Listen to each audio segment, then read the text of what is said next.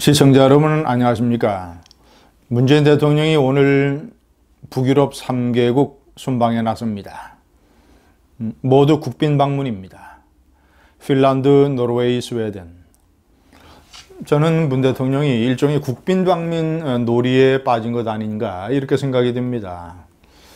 국내는 망가뜨려 놓고 밖으로만 국빈이라는 대접을 받으면서 일종의 외유성 여행을 즐기는 것. 부인 김정숙 여사와 함께 올해 들어서만 3월 달에 동남아 3개국 국빈 방문, 보르네오, 말레이시아, 캄보디아. 여기는 캄보디아의 앙코르와트가 포함이 되어 있습니다. 4월 달에는 중앙아시아 3개국, 투르크메니스탄, 우즈베키스탄, 카자흐스탄. 자, 그리고 이번에 북유럽 3개국. 국빈이라고 하는 것은 최고의 예우를 받는 정상 방문입니다. 한번 국빈 방문을 하면 그 나라의 국빈 방문은 또 꽤 오랜 기간, 수년간 없는 게 관례입니다. 그래서 완전히 이 문재인 대통령이 자신의 임기에서 완전히 김치떡을 다 파먹는 것처럼 국빈 방문이라고 하는 김치떡을 완전히 거덜내고 있습니다. 다음 대통령은 국빈 방문 대상 국가를 찾기가 상당히 어려울 겁니다. 동남아시아, 중앙아시아, 또 북유럽. 자, 다음에는 예를 들자면 동구권이나 또는 중동, 아프리카, 남미, 이런 데가 기다리고 있을지 모릅니다. 올해 남은 기간에 또 어떤 곳을 국빈 방문할지는 모릅니다. 이 문재인 대통령의 국빈놀이가 참으로 많은 국민들에게 불쾌하고 분노를 자아내게 하는 것은 그가 국빈을 대접을 받게 된 그 주요한 근본적인 원인, 대한민국이란 나라가 3050 클럽에 든 것, 5천만 인구 이상의 국민소득 3만 달러, 세계에서 7번째로 7개국밖에 없는 이 3050 클럽에 든 이 나라의 발전을 가져온 전임자들, 특히 이승만, 박정희 대통령, 많은 현대사의 주역들, 이런 사람들을 부정하고 깎아내리고 폄하하고 매도하면서 그 은혜는 모르면서 그 결과물은 몽땅 자신이 즐기고자 하는 아주 천박한 역사의식. 이래서 많은 사람들이 국빈놀이에 분노하는 것입니다. 또 두 번째는 김정숙 여사의 처신. 각종 제가 6번째에 올려놨습니다만 각종 분란을 일으키면서 저는 이런 국빈 방문 대상 국가를 정하는 데에 김정숙 여사의 의견이 개입된 것 아닌가. 자신이 남편을 통해서 이러이러한 국가를 가고 싶다. 이러이러한 국가가 어떻겠느냐라는 의사를 혹시 밝힌 것 아니겠는가. 이런 강한 의구심을 제가 지울 수가 없습니다. 북유럽을 떠나는 김정숙 여사 부부에게 제가 비행기에 던져놓고 싶은 질문 6가지를 제가 말씀드리겠습니다.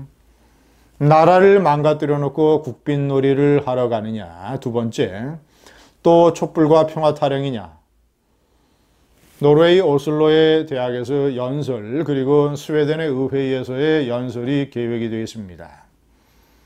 저는 또 촛불과 평화 타령을 할 것 같습니다. 이 정권이 무슨 촛불이다, 촛불 정권이다, 촛불 민주주의다, 무슨 촛불은 위대한 민주주의 혁명이다, 이런 촛불 타령을 잔뜩 늘어놓겠죠. 왜곡과 선동과 오보와 조작, 이런 얘기는 아마 하나도 안 들어갈 겁니다. 촛불 타령을 하면서 나름대로의 공과가 있는 전임 이명박 박근혜 정권을 국제적으로 왕창 깎아내리면서 그저 자신은 민주주의 혁명, 과거 이 벨벳 혁명, 오렌지 혁명, 피플 혁명, 이런 걸로 인해서 정권을 잡은 그런 어떤 민주주의 혁명으로 대통령이 된 이런 것을 잔뜩 부각시키겠죠. 그리고 이 말도 안 되는 무슨 한반도 평화 프로세스라고 하는 또 신한반도 체제라고 하는 동화 같은 얘기. 2년 전에 베를린에 방문해서 본인이 얘기했던 무슨 저 베를린 평화구상, 무슨 북한의 비핵화, 무슨 뭐 한반도의 평화, 평화체제 구축, 뭐 이런 식의 동화 같은 평화쇼를 또 이번에도 잔뜩 늘어놓을 것입니다. 세 번째, 저는 이번에 노르웨이가 방문국으로 들어가 있어서 이 김대중 대통령이 받았던 노벨 평화상의 악몽이 떠오릅니다. 핵을 개발하는 적국에게 국민 몰래 뒷돈으로 4억 5천만 달러를 갖다 줘서 오직 자신이 노벨 평화상을 받기 위해서, 만약에 그 4억 5천만 달러 사건이 드러났다면 노르웨이의 노벨상 위원회에서 평화상을 DJ에게 줬겠습니까? 사실은 세계의 정의를 위한 것이라면 저 노벨 평화상을 회수해야 됩니다. 노르웨이 당국에서.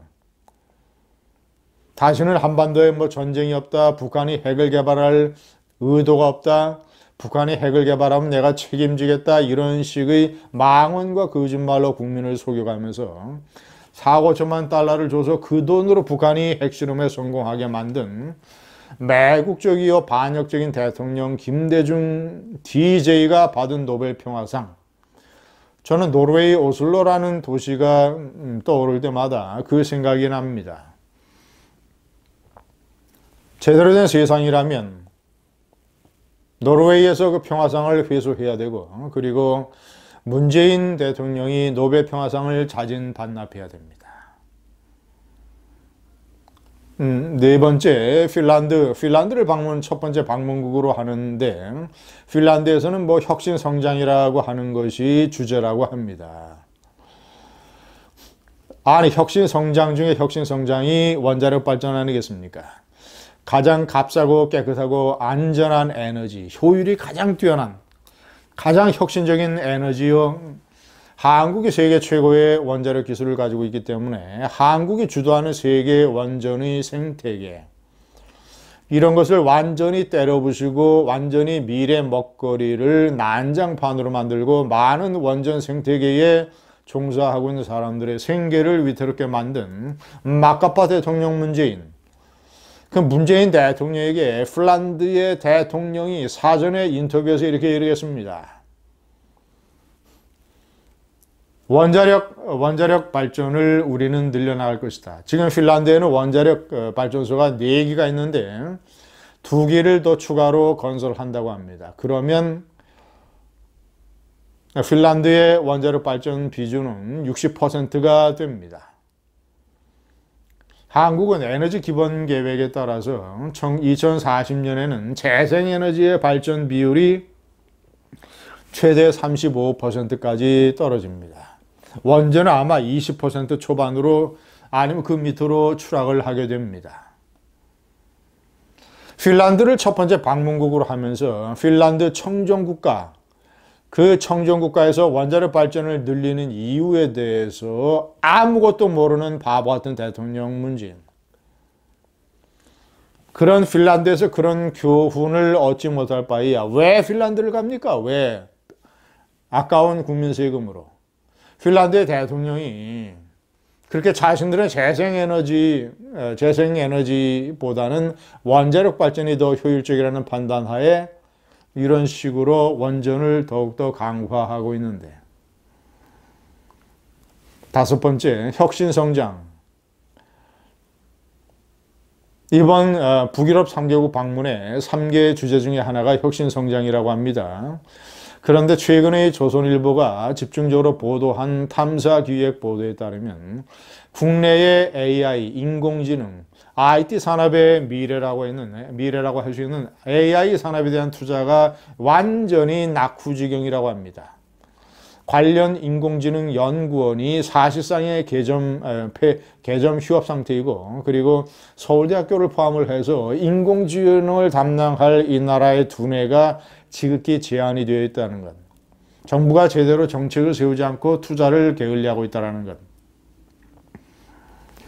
이 AI 전쟁에서 뒤떨어지게 되면 10년 후에 AI 관련 기술들을 전부 돈 주고 미국, 일본, 중국으로부터 사들여 와야 될지 모른다라고 하는 불안감. 국내에서 원자력 발전이라든가 이 AI 같은 혁신 성장에 대한 투자와 또는 이런 것을 완전히 깜깜이 눈으로 하면서 무슨 뭐 북유럽을 방문하면서 혁신 성장이라고 하는 이런 침발린 무슨 주제를 국민들에게 또 호도하는 이 쇼를 합니까? 자, 마지막으로 김정숙 여사는 다른 나라를 방문할 때 좀 배워야 됩니다. 다른 나라의 영부인들이 얼마나 신중하고 점잖게 행동을 하느냐. 미국의 멜라니아 여사, 일본의 사카의 여사, 한국의 유경수 여사. 좀 김정숙 여사는 눈에 보이는 게 없습니까? 귀로 듣는 게 없습니까? 아니 무슨 일국의 대통령 부인이라는 사람이 어떤 정치인과 악수를 일부러 안 해가지고 그것이 화제와 뉴스가 되는 나라, 무슨 정치적인 함의가 어떻고 저쩌고 이런 정치적인 논란거리가 되는 나라로 이 나라를 만들어 버렸습니다. 무슨 대통령의 부인이란 사람이 대통령에 따라서 외국을 방문하면서 독자적인 일정으로 뭐 한국에서 동백나무를 가지고 가서 공산주의자 묘역에 이것을 헌목을 하느니 마느니 자기가 젊었을 때부터 그 사람을 존경했느니 흠모했느니 이런 식의 일종의 망발을 해대해서 많은 신공주의자 윤희상에게 분노하는 많은 국민들의 염장을 질러댔던 이 나라의 대통령 부인 김정숙. 그 비싼 국민 세금으로 외국 방문을 하면 좀 배우세요. 좀 배우세요. 감사합니다.